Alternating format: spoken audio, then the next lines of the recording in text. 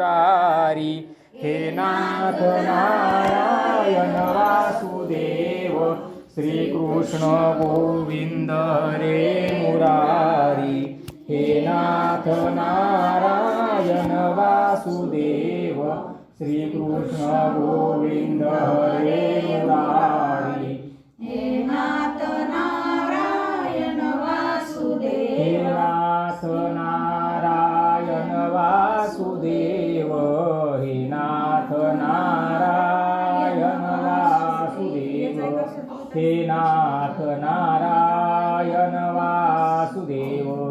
गोपाल कृष्ण भगवान की जय। श्रोता वक्ता श्री पांडुरंग समर्थ दिव्य श्री गरुड महापुराण की जय। बघा श्रोते हो, आपण या ठिकाणी आज श्रवणासाठी बसलेलो आहोत, ते म्हणजे गरुड पुराण, दिव्य श्री गरुड पुराण।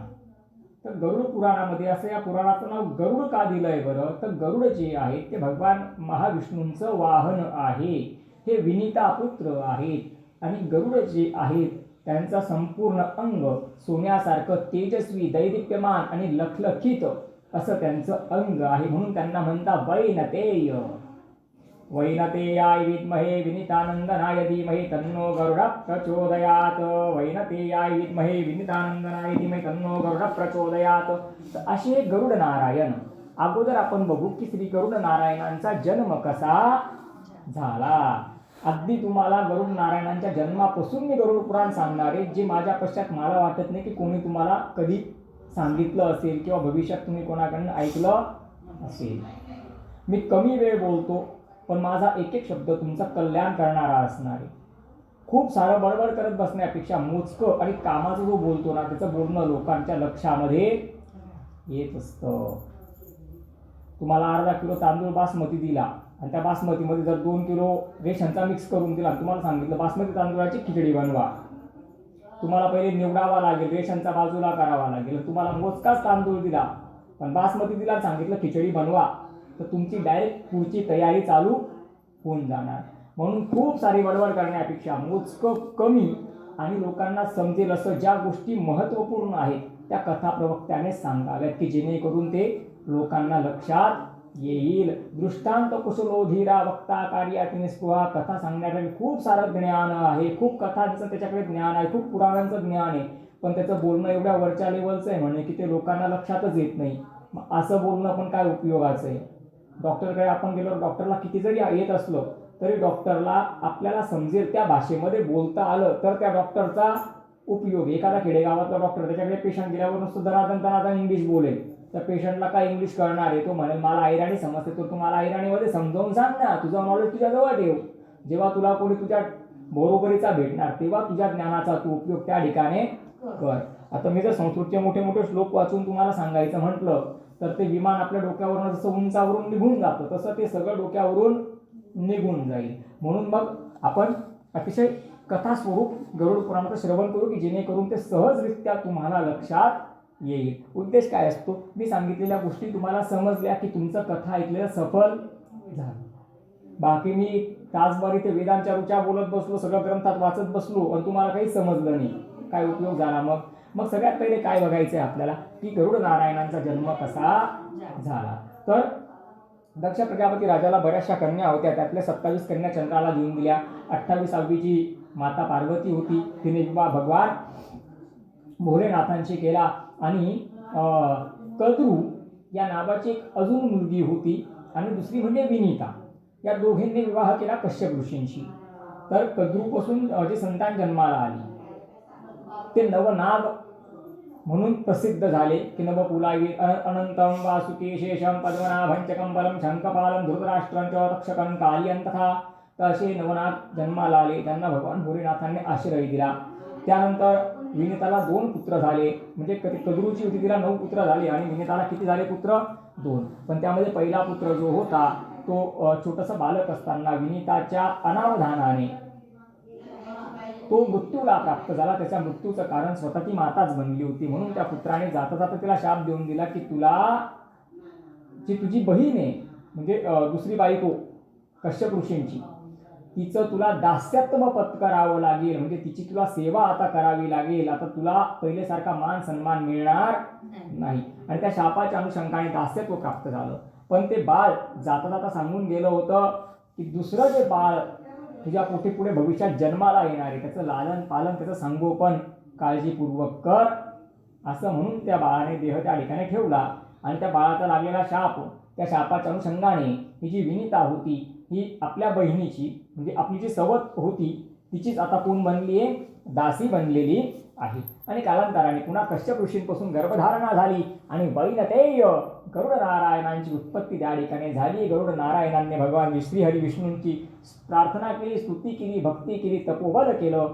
आणि अशा प्रकारे भगवान श्रीमन नारायणांना प्रसन्न करून घेतलं. नारायणांना सांगितलं, प्रभू मला वैकुंठात निवास द्या, प्रभू तुमची जी इच्छा असेल ती मी परिपूर्ण करेल. तेव्हा श्रीमन नारायणांनी सांगितलं की वैनतेया तू एवढा सुंदर आहेस की मला असं वाटतं की तुझ्या पाठीवरती आरूढ होऊन या ब्रह्मांडाचं मी भ्रमण करावं, कारण तुझी गती कशी आहे गरुडा, मनासी टाकिले मागे गतीसी तुलना नसे गरुडा, मला गतिशील वाहन पाहिजे. कारण का तर माझे भक्त जेव्हा संकट काळामध्ये मला बोलवतात तेव्हा त्या ठिकाणी पटकन पोहोचण्यासाठी माझ्याकडे जे वाहन आहे ते गतिशील असायला पाहिजे गरुडा. तुझी गती खूप आहे म्हणून तुम्हाला प्रिय आहे, तू वैनतेय आहे म्हणून तुम्हाला प्रिय आहे, तू माझी जन्माला आल्यास खूप सारी भक्ती केली म्हणून तुम्हाला प्रिय आहे. तेव्हा गरुड नारायणाने सांगितलं की माझ्या मातेला काही कारणाने दास्यत्वाचा शाप लागलेला आहे, तिचं दास्यत्व मुक्त व्हावं असा मला तुम्ही आशीर्वाद द्या. तर त्या ठिकाणी गरुड नारायणांना श्रीमन नारायणांनी आशीर्वाद दिला की काही दिवसातच तुझ्या मातेचं दास्यत्व मुक्त होईल. तर जन्माला आल्या आल्या या गरुड नारायणाने पहिले आपल्या मातेला ऋणात्न म्हणजे दास्यत्वातनं काय केलं, मुक्त केलं. आणि अशा प्रकारे भगवान विष्णूंच्या अतिशय जवळ भगवान विष्णूंचं वाहन म्हणून गरुडाने जागा मिळवली. वैनतेयाय विद्महे सुवर्णपक्षाय धीमहि तन्नो गरुड प्रचोदयात, असं आमच्या गरुड नारायणांचं प्रागट्य या भूतलावर झालंय. आणि हे पक्षीराज गरुड, गरुडाला 2-3 नाव आहे. गरुडाला विनिता पुत्र म्हणतात, गरुडाला वैनतेय म्हणतात, गरुडाला खगेश्वर म्हणतात. खगेश्वर म्हणजे खग म्हणजे पक्षी आणि खगेश्वर म्हणजे पक्ष्यांचा राजा, म्हणून गरुडाला पक्षीराज गरुड म्हटलं जातं. गरुडाला नाव काय पूर्ण, पक्षीराज गरुड, ते पक्ष्यांचे राजे आहे. जेवढ्या उंचावर गरुड भरारी घेतो तेवढ्या उंचावरती कुठला पक्षी उडू शकत नाही. जी गती गरुडाची आहे ती गती कुठल्याही पक्षाला नाहीये. अनेक सद्गुणांनी युक्त असे आमचे गरुड नारायण आहेत, जे भगवान विष्णूंचं वाहन आणि भगवान विष्णूंच्या अत्यंत जवळचे अत्यंत प्रिय आहेत. त्यांनी भगवान विष्णूंना विचारलं, प्रभू तुमच्या कृपेने मला या सगळ्या लोकांच्या अव्याहत गत माहिती आहेत, म्हणजे मला विष्णू लोकात, ब्रह्मलोकात, वैकुंठ लोकात, साकेत धामात, पितृलोकात, पाताळात, स्वर्गात, मृत्यूलोकात कुठे कुठे काय काय चाललेलं आहे या सगळ्या गोष्टींबद्दल मला माहिती आहे. पण जेथे पीडती पापी जन तेथे नाही माझे गमन, यास्तव प्रभू प्रश्न तुम्हा करीतसे. हे प्रभू जिथे पापी जीवांना यातना दिल्या जातात त्या यमपुराला माझं गमन नाहीये प्रभू. मला त्या यमपुराबद्दल जाणून घ्यायचंय, स्वर्गाबद्दल मला सगळं माहिती आहे पण नरकाबद्दल मला काहीच माहिती नाहीये प्रभू. मला आश्चर्य वाटतं की मनुष्य एवढं जीवन जगतो, देह इथे ठेवतो आणि त्याच्या जीवात्म्याला म्हणे पुढे कर्मांचे सगळे भोग भोगावे लागतात.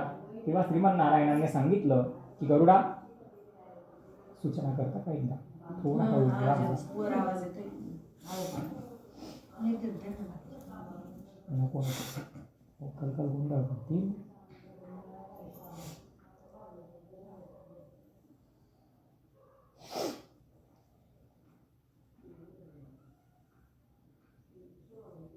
गरुडाने विचारलं, प्रभू हे मनुष्य प्राणी देह इथे ठेवतात आणि यांच्या कर्मांचे फल यांना आत्म्याला भोगावे लागतात म्हणे, खरं आहे का मी ऐकलेलं? तेव्हा श्रीमन नारायणाने सांगितलं, गरुडा तू जे ऐकलंय ना ते 100% खरं आहे. तू जे ऐकलंय ते 100% खरं आहे. क्षणिक सुखासाठी आपुल्या कुणी होतो नीती भ्रष्ट, कुणी त्यागी जीवन आपले दुःख जगी करण्या नष्ट. देह करी जे जे काही, देह करी जे जे काही, आत्मा भोगितो नंतर. जैसे ज्याचे कर्म तैसे फल देतो रे ईश्वर. की गरुडा हे मनुष्य जीवन जगताना जे जे पाप करतात त्या सगळ्या पापांचं फल यांच्या आत्म्याला नंतर भोगावं लागतं गरुडा. हे मनुष्य प्राणी जिवंतपणी पण अनेक प्रकारचे दुःख भोगतात, अनेक प्रकारचे रोग, अनेक प्रकारचे व्याधी, अनेक प्रकारच्या चिंतांनी ग्रसित असतात आणि मृत्यूच्या पश्चात सुद्धा यमपाशामध्ये बद्ध होऊन नरकाचा 86,000 योजनांचा प्रवास करतात. शाल्मली वृक्षाला अनेक प्रकारच्या नरकांमध्ये यांना यातना दिल्या जातात गरुडा. कारण का माहिती का गरुडा? यांचे कर्म त्यांच्या सुखदुःखांचं कारण बनतात. यांचे कर्म त्यांच्या सुखदुःखांचं कारण बनतात म्हणे गरुडा. तेव्हा गरुड नारायणांनी विचारलं, प्रभू हे श्रीमन नारायणा, तुम्ही एखाद्या वृक्षाप्रमाणे आहात. जसं वृक्षाला फांद्या असतात, पानं असतात, फुलं असतात, खोड असतं आणि मूळ असतं. मुळं असतात ना वृक्षांना, तशी भगवंताला उपमा त्यांनी दिलेली आहे. आणि श्रीमन नारायण गरुडजी म्हणतात की हे भगवंता, हे वृक्षरूपी भगवंता, हे कल्पवृक्षरूपी भगवंता, तुझं फल म्हणजे मोक्ष आहे. पण तो मोक्ष कसा प्राप्त होतो? त्यासाठी संसारातलं मन विरक्त करून त्या मनाला भगवंताच्या भक्तीची गोडी ही लावावी लागते. तरच भगवंताची गोडी म्हणजे भगवंताची भक्ती करून आपण मुक्तीपर्यंत पोहोचू शकतो. अन्यथा मुक्तीपर्यंत पोहोचणं सुद्धा एवढं सोपं नाही. म्हणून गरुड नारायण म्हणतायत की अखिलांड कोटी ब्रह्मांडाचं पालन पोषण करणाऱ्या, चराचर जीवांचं भरण पोषण करणाऱ्या आणि या चराचर जीवांचं आत्मरक्षण करणाऱ्या पद्भ्याम चरणाभ्याम रक्षती पादपाहा अशा श्रीमन नारायणांच्या चरणकमलांवरती मी नतमस्तक प्रणाम करतो. मधुसूदन गोपाल कृष्ण भगवान की जय. गरुड नारायण महापुराण की जय. गरुड नारायण भगवान की जय. असं म्हणून श्रोते हो, गरुडाने पुन्हा पुन्हा श्रीमन नारायणांच्या चरणावरती नतमस्तक प्रणाम केला. त्याच वेळेला 88,000 ऋषी, शौनकादी ऋषी सूतजींच्या चरणामध्ये प्रणाम करून विचारतायत की सूतजी, एवढा मोठा सहस्र वर्ष चालणारा यज्ञ केला, पण या यज्ञातनं आमचं काही कल्याण होईल असं आम्हाला वाटत नाही. या यज्ञातनं आम्हाला काही ज्ञान प्राप्त झालं असंही आम्हाला काही वाटत नाही.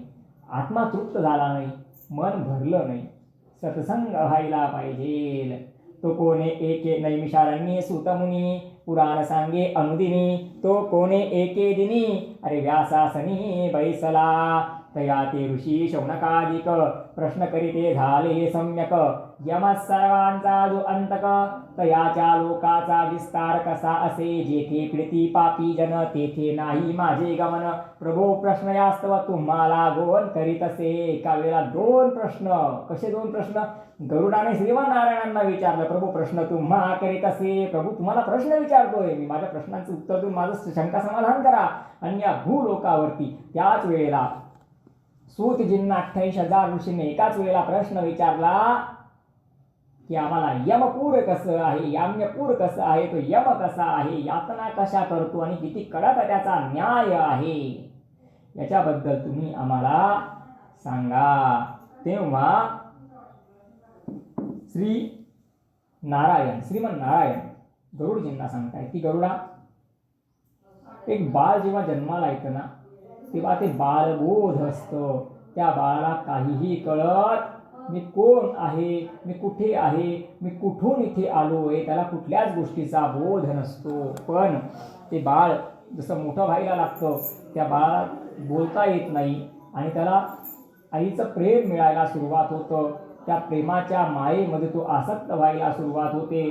मग आपण त्या बाळाला सांगतो, ही तुझी आई, हे तुझे वडील, हे तुझी काकू, काका, आत्या, मामा, मावशी. आणि असं करत करत करत करत तो जीवात्मा मायेच्या एवढा वशीभूत होऊन जातो की हळूहळू करून तो छोट्या मोठ्या सगळ्या गोष्टींना आपलंसं समजायला लागतो. माझं माझं माझं माझं समजायला लागतो.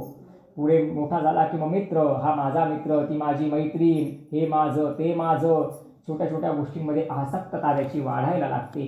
असा बालक मोठा होतो आणि खेळण्याचे दिवस खेळण्यामध्ये घालवतो, शिक्षणाचे दिवस शिक्षणामध्ये घालवतो आणि आपल्या तरुणपणाचे दिवस तरुणपणामध्ये घालवतो. आणि एक दिवस मात्र म्हातारा होऊन जातो. जेव्हा छोटा असतो तेव्हा म्हणतो थोडंसं मोठं झाल्यावर भगवंताची भक्ती करेल. थोडासा मोठा झाला का म्हणतो नाही नाही, मग थोडासा संसार करतो, मग भगवंताची भक्ती करतो, मग अजून मोठा होतो म्हणजे जवळजवळ आता वृद्धावस्थेमध्ये येऊन जातो तर म्हणतो मला नातूपंतू सांभाळायची, माझ्या नातूपंतू माझ्याशिवाय कोण सांभाळणार. मग नातूपंतू सांभाळण्यामध्ये तो म्हातारपण पण घालवून देतो आणि शेवटच्या काळामध्ये शरीर साथ देत नाही, कर्ण साथ देत नाही, वाचा साथ देत नाही, बुद्धी साथ देत नाही आणि जीवनपर्यंत त्या भगवंताचं स्मरण झालं नाही, म्हणून अंतिम समयात त्या वृद्धापकाळात सुद्धा त्याच्याकडनं भगवंताची भक्ती त्याच्याकडनं होत नाही. काही सांगू नका दरवाजा थोडा भगवंताची भक्ती सुद्धा त्याच्याकडनं होत नाही. बघा ना श्रोतेहो, आपल्या मनुष्यांच्या जीवनाचे 9 चरण आहेत. किती चरण आहेत, किती अवस्था आहेत आपल्या मनुष्यांच्या जीवनाच्या? 9 अवस्था आहे. मग कोणती कोणती अवस्था आहे? 9. पहिली अवस्था कोणती माहिती का तुम्हाला? बाल. कोणती अवस्था आहे? बाल अवस्था आहे. कोणती अवस्था आहे? बाळ अवस्था आहे. असं ऋषिकल्प बाळ असतं की त्याला जागची म्हणजे आसन सुद्धा बदलवता येत नाही, एका कुशीवरनं दुसऱ्या कुशीवर सुद्धा त्याला वळता येत नाही. एखादा मच्छर चावत असेल स्वतःच्या हाताने त्या मच्छराला तो हाकलू सुद्धा शकत नाही. असं ते ऋषिकल्प बाळ असतं की ज्याला कुठल्याच गोष्टीचा बोध नसतो. तेच बाळ हळूहळू 9-10 वर्षांचं 11-12 वर्षांचं झालं की त्याला कुमारत्व प्राप्त होतं. ही शरीराची किती अवस्था सांगितली मी तुम्हाला? 2री अवस्था सांगितली, कुमारत्व त्याला प्राप्त होतं. पहिली बाल सांगितली, 2री कुमार सांगितली. 3री अवस्था शरीराची प्राप्त होते ती म्हणजे युवा अवस्था. युवा अवस्थेनंतरची जी अवस्था येते ना श्रोतेहो, तिलाच आपण म्हणतो वृद्ध अवस्था. अरे 40 वर्षामध्ये कंबर दुखायला लागून जातं, साठीमध्ये गुडघे भार घेत नाही. आजचा आपला जो आहार आहे, वातावरण आहे, पर्यावरण आहे एवढं सकस नाहीये की आपण 80 वर्षाच्या असताना पण 4 मजले जिना चढून जाऊ. तो पूर्वीचा काळ गेला. तानाजी मालुसरे कडा चढून किल्ल्यावरती गेले, किल्ला सर केला तेव्हा त्यांचं वय 65 होतं. ते 500 वर्ष अगोदरची गोष्ट झालेली आहे. आज एवढी मनुष्य शरीराची कॅपॅबिलिटी म्हणजे शक्ती राहिलेली नाही. आणि एकदा का वृद्धावस्था गेली की तिच्या पुढची अवस्था सांगितली आतुर अवस्था, म्हणजे मृत्यूच्या थोडीशी अगोदरची अवस्था आतुर काल, की जेव्हा मनुष्य काही करू शकत नाही. आणि त्याच्यानंतर 6वी अवस्था सांगितली कोणती? मृत्यू. आणि एकदा मृत्यूला मनुष्य प्राप्त झाला की त्याच्या जीवनाचं जीवनचक्र संपलं. आज घड्याळामध्ये 3:30 वाजले, ते आपले वाजले. ज्याने देह ठेवला म्हणजे एखाद्याने समजा 3 वाजून 5 मिनिटांनी देह ठेवला असेल तर त्याच्या जीवनात 3 वाजून 6 मिनिटं कधी उगवू शकत नाही. त्याचा घड्याळ 3 वाजून 5 मिनिटांनी संपलं. त्याच्यासाठी आता समय मायने ठेवत, महत्व ठेवत नाही. त्याने हे देह ठेवून पारलौकिक जीवनामध्ये प्रवेश करून घेतलेला आहे. तर तुम्हाला शरीराच्या किती अवस्था सांगितल्या मी? 6 अवस्था सांगितल्या. आणि राहिल्या त्या 3, त्या तुम्हाला मी नंतर पुढे तशा त्या सांगेल. सांगायला काही नाही, आता पण सांगेल, पण मागच्या जे पुढच्या अध्यायांमधले ते या अध्यायांमध्ये नाही, जे या अध्यायांमधले ते पुढच्या अध्यायांमध्ये नाही. त्याच्याने काय होईल माहिती का? या गरुड पुराण रूपी समुद्रामध्ये जर शब्दरूपी नौका भरकटली ना तर मी काय सांगतोय मला उमजणार नाही आणि मी काय सांगतोय तुम्हाला समजणार नाही. जोपर्यंत एका रस्त्यावरती वक्त्याचं बोलणं चालू आहे तोपर्यंत श्रोत्यांना ऐकोशी वाटतं. जेव्हा ते बोलणं भरकटतं ना तेव्हा कथेमध्ये लक्ष लागत नाही. म्हणून श्रोते हो, मी शरीराच्या तुम्हाला किती अवस्था सांगितल्या? सुरुवातीच्या 7 अवस्था मी तुम्हाला सांगितल्या. मग मनुष्याचं जीवन मनुष्य कसा घालवतो बघा तुम्ही. बाल्य वेचिले खेळण्यामध्ये, बाल्य वेचिले खेळण्यामध्ये, तुझन पूजिले देवा यौवनी कधी, तुझन पूजिले देवा यौवनी कधी, वार्धकी तनू होई जरजरा, वार्धकी तनू होई जरजरा, धाव पावरे देवा त्र्यंबकेश्वरा, धाव पावरे देवा त्र्यंबकेश्वरा. बाल्य वेचिले खेळण्यामध्ये, तुझन पूजिले यौवनी कधी. आणि काय म्हणतो? म्हातारपणात मी खूप भक्ती करेल देवा, पण वार्धकी तनू होई जरजरा. म्हातारपणात ती तनू एवढी जर्जर होऊन जाते की मुखाने देवाचं नाव येत नाही, कानांनी भगवंताच्या कथा आपण श्रवण करू शकत नाही, पायांनी चालून देवाच्या मंदिरापर्यंत जाऊ शकत नाही. म्हणून श्रोते हो, काय करायचं माहिती का तुम्हाला? प्रथमे आरजिता विद्या, द्वितीये आरजिता धनम, तृतीये अर्जिता पुण्यम चतुर्थम किं करिष्यसि प्रथमे अर्जिता विद्या. जोपर्यंत वयाची 25 वर्ष तुमच्या हातामध्ये ना खूप सारा अभ्यास करून घ्या, कारण या जगामध्ये फक्त ज्ञानी पुरुषांनाच किंमत मिळते आणि ज्ञानी पुरुषांचाच निभाव या जगामध्ये लागतो. कारण हा कुठला युग चालू आहे? युगे युगे कलियुगे. इथे बुद्धिमान व्यक्तीला किंमत आहे, धनवान व्यक्तीला किंमत आहे. धन कुठून येईल? ज्याच्याकडे बुद्धी आहे त्याच्याकडेच धन येईल, तोच धनाचं अर्जन करू शकेल. म्हणून वयाच्या 25 वर्षापर्यंत खूप ज्ञान अर्जन करून घ्या. हिंदी येते, मराठी येते, इंग्लिश येते, कर्सिव लिपी येते, हे येतं ते येतं. जेवढं ज्ञान कमवायचं तेवढं कमवून घ्या. कारण आत्ताचं जे यंग जनरेशन आहे ना, हे मुलं बघा तुम्ही, कॅम्प्युटर काय, लॅपटॉप काय, मोबाईल काय, आणि जवळजवळ मुलं इंग्लिश मिडियम आणि इंग्लिश मिडियमलाच ॲडमिशन झाली पाहिजे. का झाली पाहिजे माहिती का? मराठी तर यायलाच लागून जातं, हिंदी तर यायलाच लागून जातं, पण इंटरनॅशनल लेवलला मनुष्याला इंग्लिशच कामात येतं. आता मला मध्यंतरी न्यूयॉर्कमध्ये गरुड पुराणाची कथा ऑनलाईन सांगायची होती. त्यांनी सांगितलं, गुरुजी तुम्हाला इंग्लिशमध्ये सांगावं लागेल, आम्हाला तर मराठी कळते, पण एवढे 20-25 लोक शांतचित्ताने ऐकणार, त्यांना मराठी कळणार नाही, हे सगळे इकडचे लोक आहेत. तर तिथे मित्र होता अक्षय म्हणून माझा, त्याने सांगितलं की तू मराठीमध्ये सांग, मी यांना ट्रान्सलेट करून पुढे सांगेल. माझं ट्रान्सलेशन झालं की तू परत पुढचं मला मराठीमध्ये सांग. तर त्या ठिकाणी मला पण अडचण काय निर्माण झाली?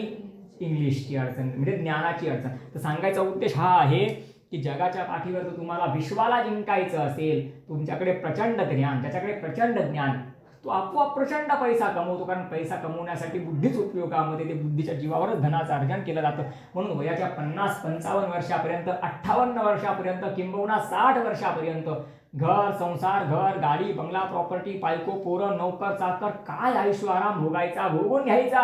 पण तिथून पुढे मात्र संसारामधनं मनुष्याला विरक्त होताच आलं पाहिजे. जर त्या संसारातनं मनुष्याला विरक्त होता आलं नाही तर मात्र त्याचा मनुष्यजन्म तो मनुष्य वाया घालवून देतो. बघा श्रोते, आता मकर संक्रांतीचा दिवस जवळ येत आहे. आपण आकाशामध्ये पतंग उडताना बघतोय, तर एक पतंग उडवताना सुद्धा ती पतंग झाडामध्ये अडकणार नाही, ती वायरिंगमध्ये अडकणार नाही, ती फाटणार नाही, त्या दोऱ्याचा गुंता होणार नाही. अशा अनेक प्रकारची काळजी पतंग उडवताना घ्यावी लागत असते. मग 2-5 रुपयाच्या 10 रुपयाच्या पतंगीसाठी, 20 रुपयाच्या दोऱ्यासाठी माणूस एवढी काळजी घेतो. आणि जीवन जगताना, हा प्रपंच करताना मनुष्य काळजी घेत नाही. त्या प्रपंचामध्ये इतका गुरफटतो की वयाचं 4थं चरण येऊन जातं तरी त्याच्याकडनं कुठल्याच प्रकारचं सत्कर्म होत नाही. म्हणून श्रोते, या मनुष्य जन्माचं मनुष्याने सार्थक करून घ्यायला पाहिजे. अन्यथा मनुष्य जन्म एकदा जर वाया गेला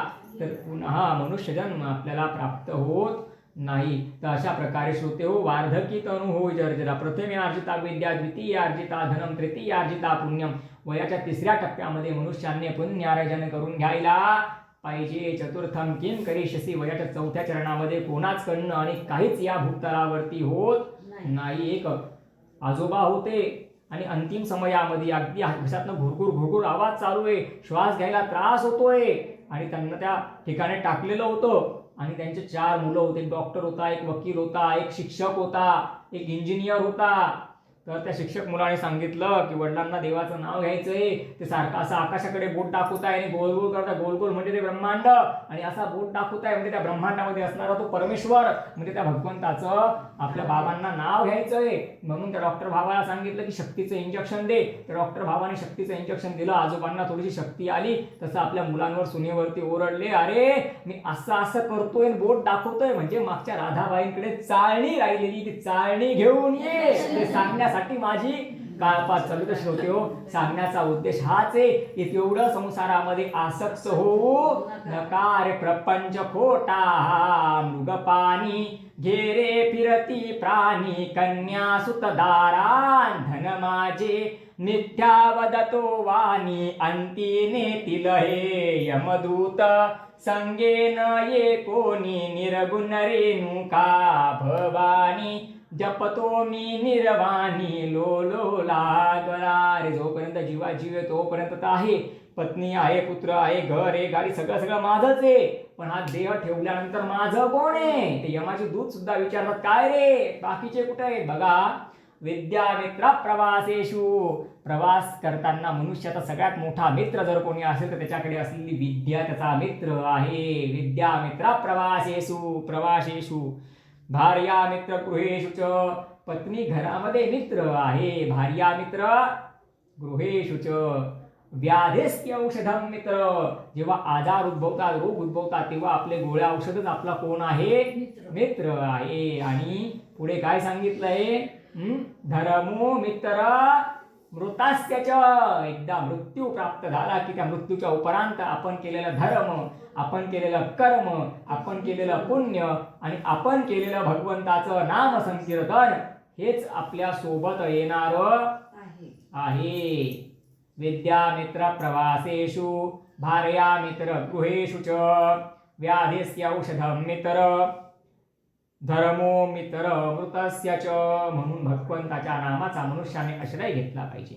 गरुडजी म्हणतायत की भगवंता एवढी सुंदर वाचा देऊन जो मनुष्य तुमच्या सुंदर अशा आनंद देणाऱ्या आणि सगळ्या अमंगलाचा नाश करणाऱ्या मंगलमय नावाचं वारंवार उच्चार करत नसेल तर अशा अधमपापी मनुष्याला का नरकात जावं लागणार नाही प्रभू? का त्याला नरकाच्या यातना प्राप्त होणार नाही?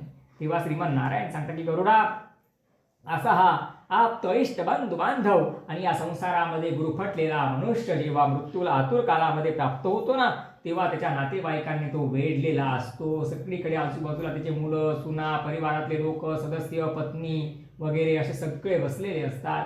सगळे रुदन करतात पण मात्र त्या जीवाचा प्राण कोणी आत्मरक्षण करू शकत नसतो. श्रीमन नारायण गरुडजींना सांगते की गरुडा जोपर्यंत मृत्यू येत नाहीये, काळ आणि वेळ निश्चित होत नाहीये, ते यमराज आपली दूत पाठवत नाहीये, तोपर्यंत एखादा शेकडो विषयुक्त बाण लागले तरी तो मृत्यूला प्राप्त होत नाही गरुडा. पण एकदा काळ आणि वेळ आली की सुई टोचली की तेवढं निमित्त खूप झालं म्हणे. एक सुई टोचण्या इतकं निमित्त खूप झालं म्हणे गरुडा. मग बघा ना भीष्म पितामहांचं पूर्ण शरीर बाणांनी अर्जुनाने छलनी करून टाकलं तरी 6 महिने जगले होते. आणि एखाद्या वेळेस श्रुतेव मोठ्या मोठ्या प्रसंगातनं मनुष्य वाचून जातो आणि छोट्या छोट्या किरकोळ गोष्टीत त्याचा प्राण चालला जातो. तर सांगण्याचा उद्देश हाच आहे. बघा दिवा केव्हा विझतो खऱ्या अर्थाने? जेव्हा त्याच्यातलं तेल संपतं तेव्हा दिवा विझतो. पण बऱ्याच वेळेला काजळी आली म्हणून दिवा विझला, बऱ्याच वेळेला हवेची झुळूक लागली म्हणून दिवा विझला, बऱ्याच वेळेला एखाद्या पशुपक्षाने कोणीतरी त्याच्यावरती पंजा मारला म्हणून दिवा विझला. याला म्हणतात अकाल मृत्यू. अकाल मृत्यू. आणि आयु पूर्ण झाली म्हणजे दिव्यातलं तेल संपलं आणि हळूहळू करून तो दिवा शांत झाला. तर श्रोते हो, अशा प्रकारे हा मनुष्य ज्या वेळेला आतुर कालामध्ये याचे जे शरीर असतं ते हळूहळू क्षीण व्हायला लागतं. ज्याप्रमाणे एखादी गाडी पेट्रोल संपल्यानंतर धगधग करून बंद पडायला लागते तसं ते शरीर हळूहळू बंद पडायला लागतं. घशातनं घुरघुर घुरघुर आवाज यायला लागतो आणि त्याला श्वास घेताना सुद्धा खूप त्रास व्हायला लागतो. त्याचा श्वास सुद्धा मंद मंद मंद चालायला लागतो. आणि श्रोते हो, असा आपल्या आप्तेष्टांच्या नातेवाईकांच्या समीप तो पडलेला असताना सगळे विलाप करत असताना 2 भयंकर यमदूत की ज्यांचे नेत्र अतिशय खलिरंगार आहेत, म्हणजे रक्तवर्णाचे नेत्र आहेत, कावळ्याप्रमाणे काळकुट्ट त्यांचं शरीर आहे, कमरेला छोटंसं व्याघ्रांबर फक्त लावलेलं आहे, हातामध्ये पाश आहे, दंड धारण केलेले आहे आणि असे भयानक यमदूत की ज्यांना बघितल्यानंतर तो जीवात्मा आपल्या मलमूत्राचा त्याग करतो, पूर्ण शरीराला कंप सुटतो आणि पाशामध्ये बद्ध झालेला तो प्राणात्मा तो जीवात्मा त्या शरीरातनं अतिशय निर्दयीपणे ते यमदूत ओढून काढतात. तेव्हा श्रीमन नारायण गरुडजींना सांगतात गरुडा एकाच वेळेला एकाच जागेवरती 100 विंचून्य दंश करावा. त्यावेळेस ज्या यातनांचा कल्लोळ शरीरामध्ये उत्पन्न होईल तेवढ्या यातना त्या जीवात्म्याला त्या मिनिटाला त्या सेकंदाला होत असतात आणि तो प्राण शरीरातनं ते यमदूत खेचून बाहेर काढत असतात. त्यावेळेस गरुडाला श्रीमन नारायण सांगते गरुडा अरे पायामध्ये घुसलेला काटा सुद्धा बिना यातनांचा निघत नाही. आणि हा जीवात्मा म्हणे गरुडा मातेच्या उदरात बाळ असतं तेव्हापासून त्याच्या पायापासून ते डोक्याच्या केसापर्यंत चैतन्य रूपाने त्या शरीरामध्ये विद्यमान असतो आणि एवढ्या शरीरातनं त्याला बलपूर्वक ते यमदूत आपल्या पाशामध्ये बद्ध करून ओढून काढतात ना गरुडा, खूप त्रास होतो गरुडा. जन्माला येणं सुद्धा सोपं नाहीये गरुडा, आणि मृत्यूला प्राप्त होणं सुद्धा गरुडा सोपं नाहीये. म्हणून गरुडा, या लोकांनी जर माझी भक्ती केली ना गरुडा, तर माझ्या भक्तीमध्ये एवढं सामर्थ्य आहे की हे एका मिनिटात त्यांच्या जन्म आणि मृत्यूच्या चक्रातनं सुटू शकतात. पण गरुडा, या मनुष्यांकडनं माझी भक्ती होत नाही, म्हणून एवढ्या दुःखाला हे प्राप्त होतात. जन्म घेताना दुःख, मृत्यूच्या वेळेस दुःख, आणि जे मध्ये जीवन जगतात त्या जीवनामध्ये यांना सुख तरी कोणतं प्राप्त होतं म्हणे गरुडा? कोणतं सुख प्राप्त होतं म्हणे? काही सुख प्राप्त होत नाही. आणि या संसारामध्ये जेवढं पण सुख आहे ना, एवढं सगळं सुख जे आहे ना ते क्षणिक आहे. क्षणिक म्हणजे कसं? आज समजा, आता मध्ये ना बोलत नका जो, फक्त श्रवण भक्ती करा. आता समजा मला गुलाबजाम खाण्याची इच्छा झाली आणि मला खूप मनात इच्छा झाली गुलाबजाम खायची. किती गुलाबजाम खाईल? एक खाल्ली जिभेची तृप्ती, दुसरी खाल्ली खाल्ला आत्म्याची तृप्ती, तिसरा गुलाबजाम खाल्ला पोटाची तृप्ती होऊन जाईल, आणि चौथा गुलाबजाम खाल्ला तर पाचवा खाण्याची इच्छा होणार आहे का? होईल का? नाही होणार. म्हणून या संसारातलं, या प्रपंचातलं सुख कसं आहे? क्षणिक आहे. पण या क्षणिक सुखांच्या मागे लागून तो जीवात्मा देवाचं, भगवंताचं नाव घेत नाही, भगवंताची भक्ती करत नाही, म्हणून तो मुक्त होत नाही. आणि अशा प्रकारे यमाचे दूत त्याला यमपाशामध्ये बद्ध करून शीघ्र गतीने यमलोकाला घेऊन जातात. ते यमाचं त्याला भय दाखवतात. तो यमाला बघून कंपित होतो. त्याला नरकाचं भय दाखवतात. त्याला त्या यमपुरीच्या 86,000 योजनांच्या मार्गाचं भय दाखवतात आणि त्याला सांगतात की तुला 13 दिवसांपर्यंतचा वेळ देतो. तू संसारामध्ये खूप आसक्त आहे ना, तुझी अजून आसक्ती गेली नाही ना, मग 13 दिवसांपर्यंत तुझ्या घराच्या आजूबाजूला तू अदृश्य रूपाने जा, अदृश्य रूपाने राहा, आणि तुझ्या पुत्रांचा, नातूंचा, पत्नींचा, सुनांचा तुला काय आनंद घ्यायचा आहे, तुझं अजून मन भरलं नाही ना, काय आनंद घ्यायचा आहे तो तू घे. असं म्हणून त्या जीवात्म्याला शीघ्र गतीने पुन्हा ते या भूतलावरती त्याच्या घराजवळ ते सोडून देत असतात. मग तो जीवात्मा 11 दिवसांपर्यंत, 12-13 दिवसांपर्यंत आपल्या घराच्या आजूबाजूला घुटमळ करतो. म्हणून या 10 दिवसांमध्ये काय करायचं असतं? आपल्या माठाच्या खाली आपण पाणी साचवायचं जे भांडं ठेवतो ना, त्या भांड्यात जे थेंब पाणी साठतं, ते पाणी सकाळी उठल्यानंतर पारशाने जसा दरवाजा आपण पहिल्यांदा उघडतो ना, सकाळी दरवाजा, त्यावेळेस आपल्या उंबरठ्यावर ते पाणी प्रोक्षण करायचं. थोडंसं पायऱ्यांवर, थोडंसं अंगणामध्ये, थोडंसं आजूबाजूला ते पाणी काय करायचं? सिंचन करायचं. त्याच्याने त्या जीवात्म्याची तृप्ती होत असते. अजून काय करायचं? एवढ्या 10 दिवसांमध्ये, 12-13 दिवसांमध्ये त्या जीवात्म्याबद्दल कधीच वाईट अपशब्द आपल्याकडनं बोलला जायला नको. त्याच्याने त्याला खेद होतो. अजून काय सांगितलंय? शोक विलाप सुद्धा करायचा, शोक आणि विलाप सुद्धा करायचा नसतो. शोक आणि विलाप सुद्धा करायचा नसतो. त्याच्याने सुद्धा त्या जीवात्म्याला काय होतं श्रोते हो? तर दुःख होतं. तर अशा प्रकारे 13 दिवसांपर्यंत तो जीवात्मा आपल्या घराच्या आजूबाजूला फिरत असतो. आणि कधी कधी कावळ्याच्या रूपाने येतो, कधी कधी कुत्र्याच्या रूपाने येतो, कधी कधी गायीच्या रूपाने येतो, कधी कधी श्वानाच्या रूपाने येतो. तशा वेगळ्या रूपाने सुद्धा तो आपल्याला दृष्टांत देत असतो, आपल्याला भेट देत असतो. पण आपण मनुष्य मात्र त्याला ओळखू शकत नसतो. किंबहुना अदृश्य रूपाने तर 13 दिवसापर्यंत प्रेताचा निवास आपल्या घराच्या आजूबाजूला सांगितलेला आहे. आणि श्रोते हो, मग अशा प्रकारे ते यमाचे दूत जे आहेत 13व्या दिवसानंतर त्याला 86,000 योजनांचा मार्गक्रमण करायला लावतात. मग रोज किती चालावं लागतं? 247 योजन. आणि किती वर्ष चालावं लागतं? दिवस रात्र. किती महिने? 11.5 महिन्यापर्यंत दिवस रात्र 247 योजनांचा प्रवास करावा लागतो. तो जीवात्मा चालला नाही, ते यमाचे दूत त्याला चापकाचे फटके मारतात आणि अशा प्रकारे निर्दयीपणे ओढत घसडत त्याला त्या यमाच्या मार्गावरती चालायला भाग पाडतात. आणि पुन्हा पुन्हा विचारतात, तू का भगवंताचं नाव घेतलं नाही? तू का भगवंताची भक्ती केली नाही?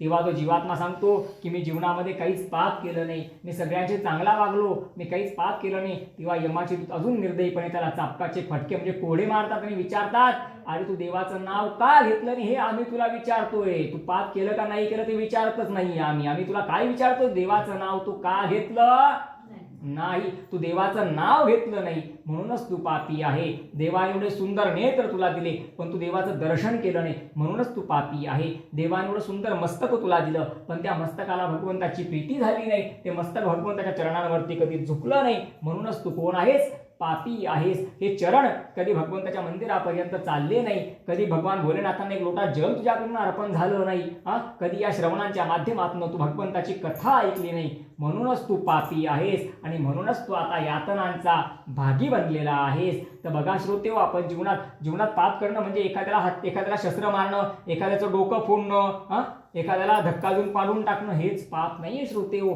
देवाची भक्ती केली नाही तरी मनुष्य पापीच ठरत असतो. म्हणून भज गोविंदम भज गोविंदम भज गोविंदम मूढमते. यमाचे दूत अशा प्रकारे त्याला मार्गक्रमण करायला लावतात. तर श्रोते हो, 247 योजनांचा प्रवास केल्यानंतर सगळ्यात पहिलं कोणतं नगर लागतं माहिती का तुम्हाला?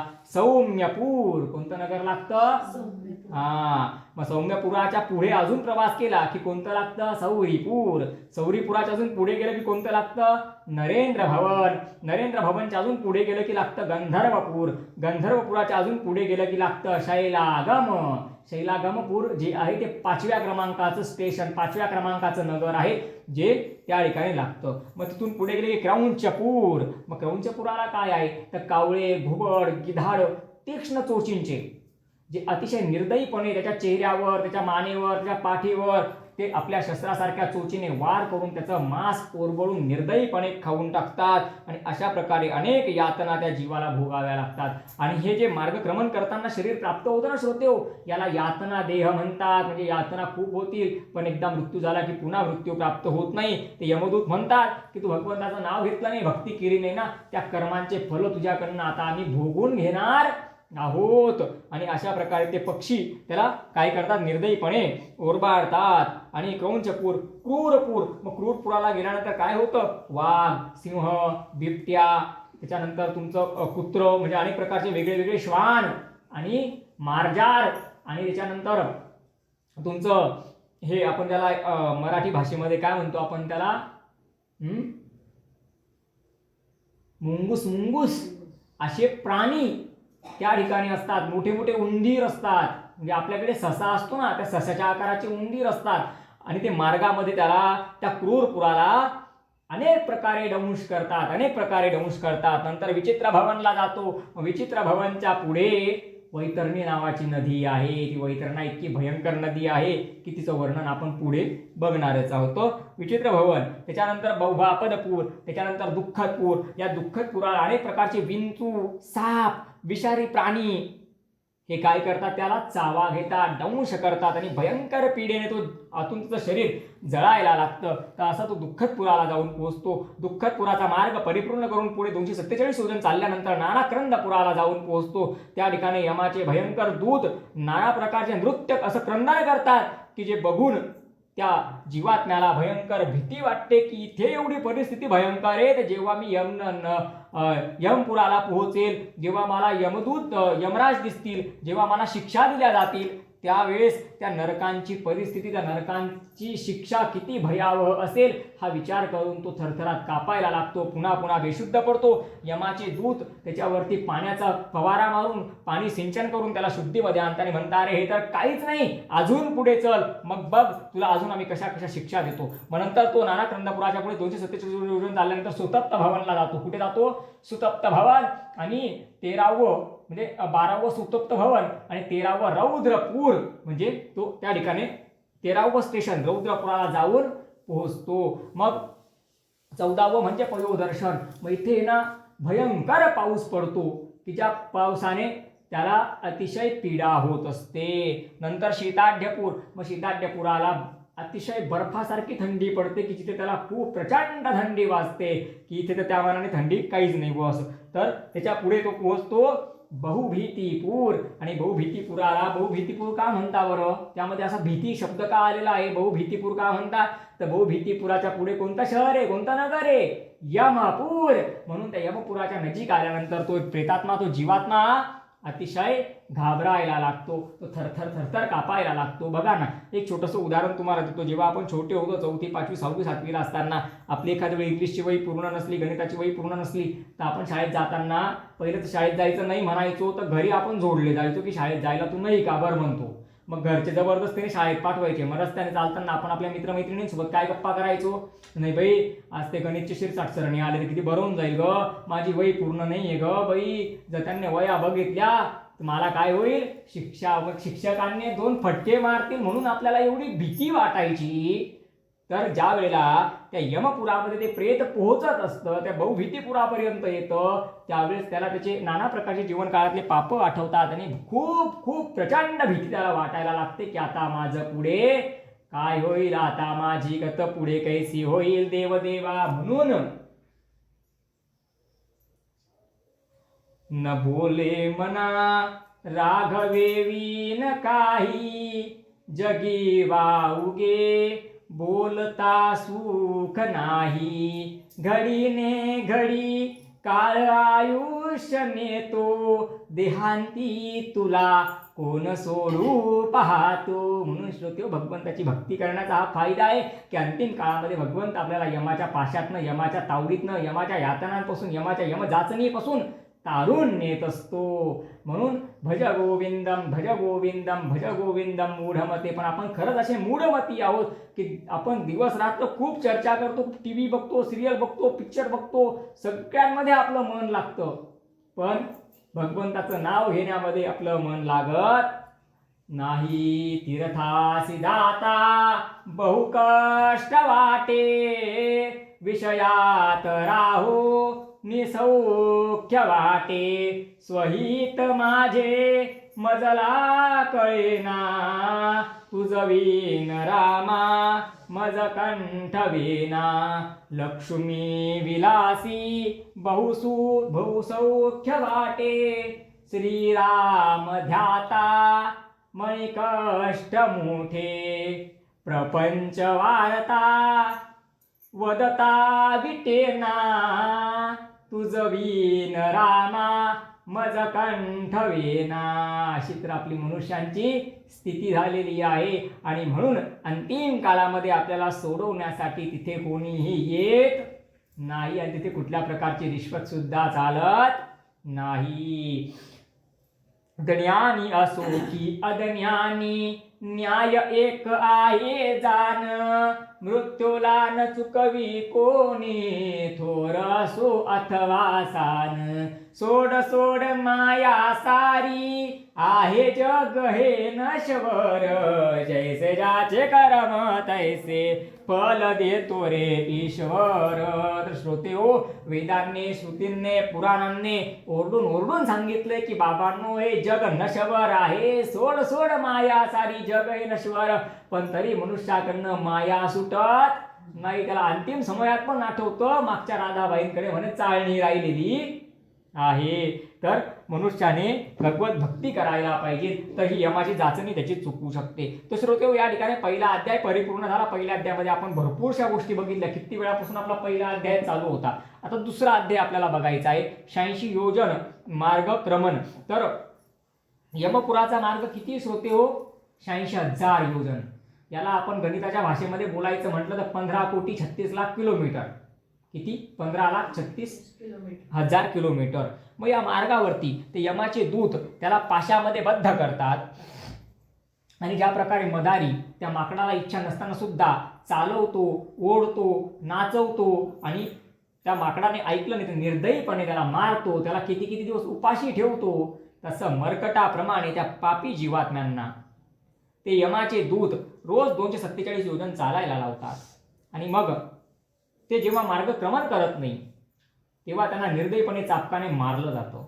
मार्ग चालत असताना हरे मुरारी, हे नाथ नारायण वासुदेव, श्रीकृष्ण गोविंद हरे मुरारी, हे नाथ नारायण वासुदेव, श्रीकृष्ण गोविंद हरे मुरारी, हे नाथ नारायण वासुदेव, हे नाथ नारायण वासुदेव, हे नाथ नारायण वासुदेव, हे नाथ नारायण वासुदेव.